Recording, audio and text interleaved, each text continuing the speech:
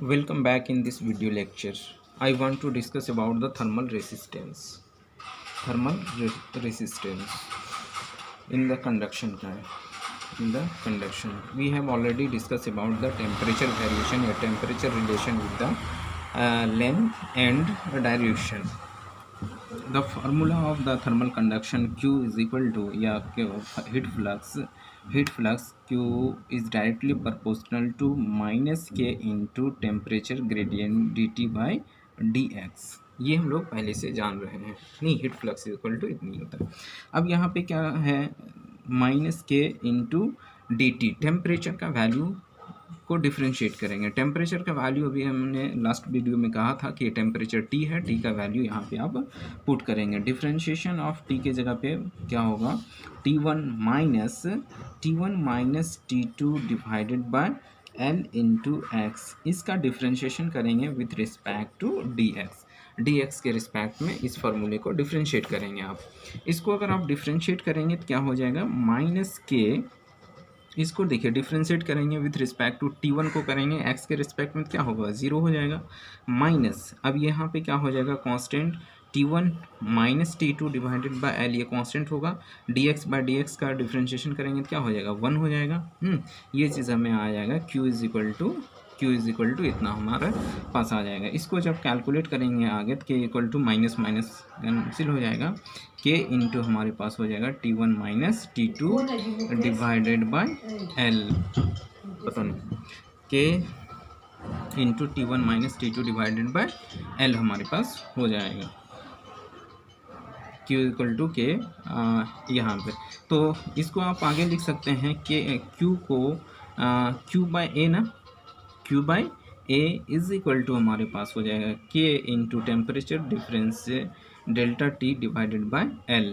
और Q is equal to हम लोग और लिख सकते हैं इसको, Q is equal to K delta T by, यहाँ पे A अगर अभी देना चाहते हैं तो दे सकते हैं, K एक इस तरह से लिख लीजिए, K A delta T by L, ऐसा लिख सकते हैं हम लोग। This is again we can write delta T by by L into KA, ठीक है, K नीचे चला जाएगा। तो Q is equal to heat transfer जो हमारे पास होगा, हीट ट्रांसफ़र इस तरह से होगा, Q is equal to delta T by KA।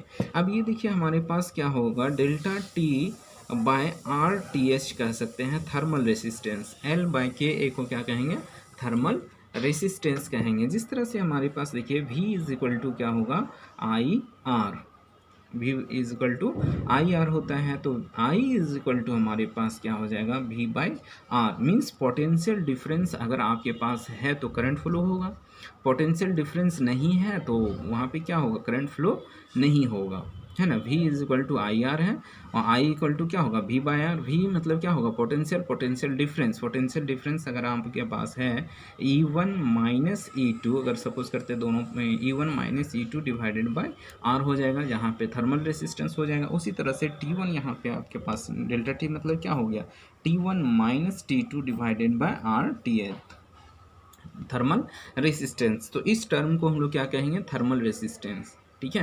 Heat को फ्लो करने में हमारे पास एक रेसिस्टेंस भी आएगा, और जो रेसिस्टेंस आता है वो हम लोगों ने थर्मल कंडक्टिविटी में देखा कैसे रेसिस्टेंस हो जाता है। अगर आप टेम्परेचर बढ़ा देते हैं तो रेसिस्टेंस कैसे, जो मटेरियल अभी हमारा हीट कंडक्शन कर रहा था वो हीट कंडक्शन को अवरोध कर देता है, हीट कंडक्शन होने से, फ्लो होने से रोकने लगता है।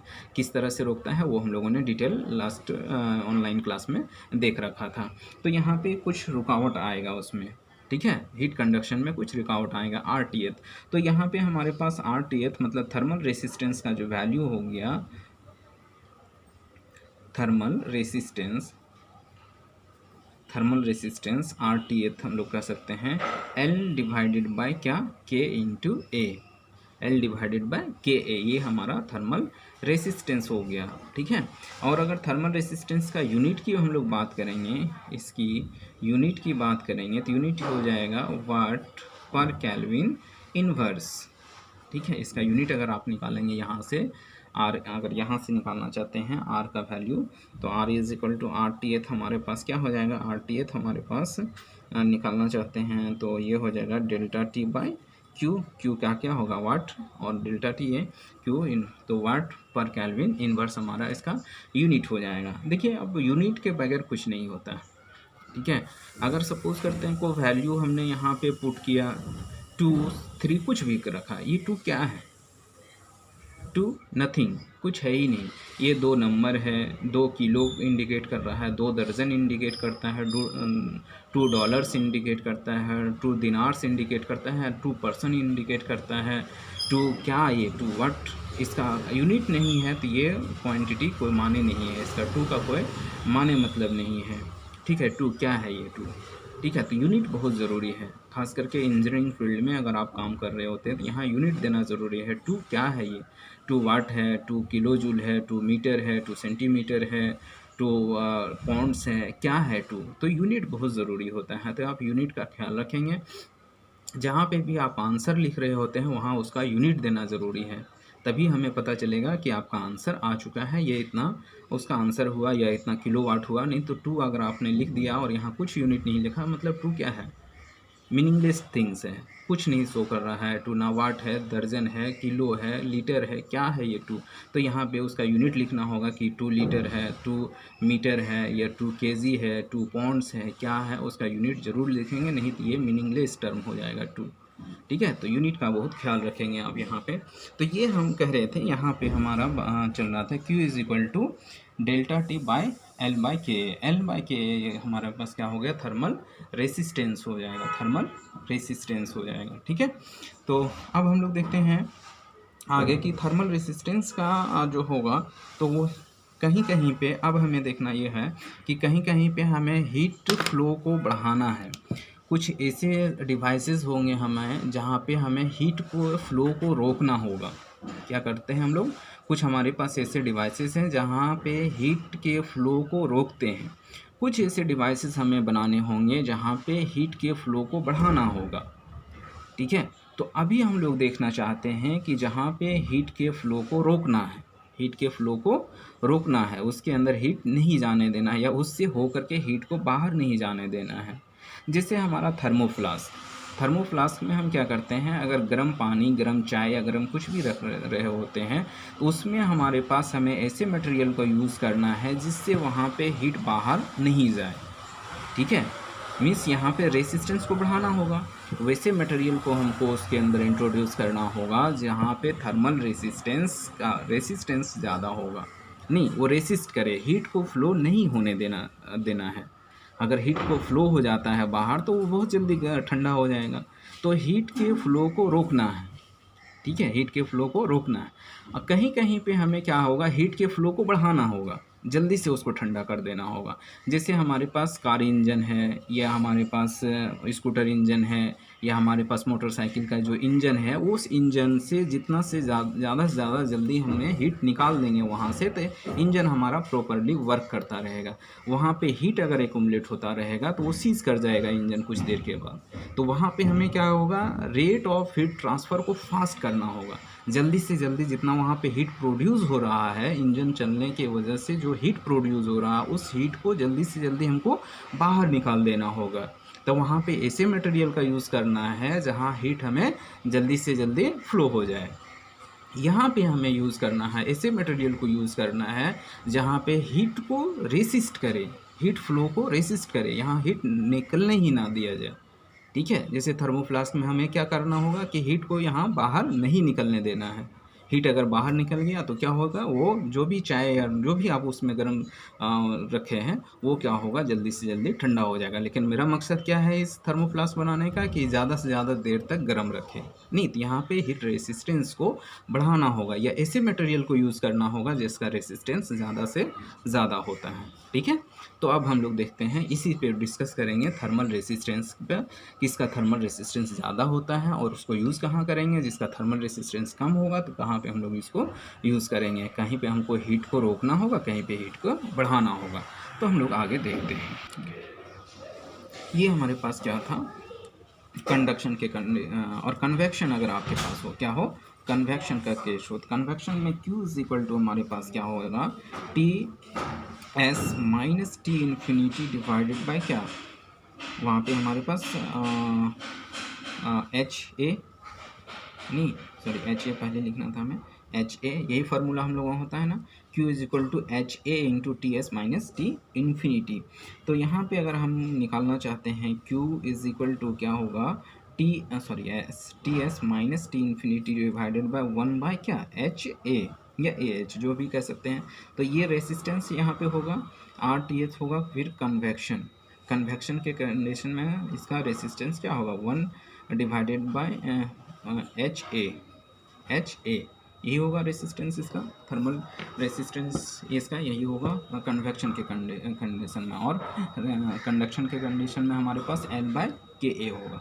ठीक है, अब इसी में हम लोग आगे चलते हैं। एक मटेरियल ले रखा है हमने यहाँ पे, देखिए ये हमारे पास मटेरियल है, ये मटेरियल है, इसमें ये कोई मटेरियल है जिसका थर्मल कंडक्टिविटी के है, टेम्परेचर T1 है, और यहाँ पे अगर सपोज करते हैं ब्लास्ट फर्नेस है, यहाँ आग जल रहा होता है, इसका हम लोग दिखा रहे हैं, तो T इनर हो जाएगा ये यहाँ पे, और ये सराउंडिंग का है T एटमॉस्फेयर हमारे पास हो जाएगा। इसके वजह से रेसिस्टेंस होगा ना यहाँ पे, कन्वेक्शन और कंडक्शन इस मटेरियल में आर रेसिस्टेंस हो जाएगा, ये रेसिस्टेंस हमारे पास यहाँ होगा। दूसरा यहाँ का टेम्परेचर T1 होगा, यहाँ TI होगा, T1 होगा। इस मटेरियल से जब जाएगा तो यहाँ पे भी रेसिस्टेंस होगा, फिर यहाँ से जब इस मटेरियल में जाएगा तो यहाँ पे भी रेसिस्टेंस हो जाएगा। यहाँ का टेम्परेचर TI होगा, यहाँ पे T1 हो जाएगा, यहाँ पे T2 हो जाएगा, T0 हो जाएगा।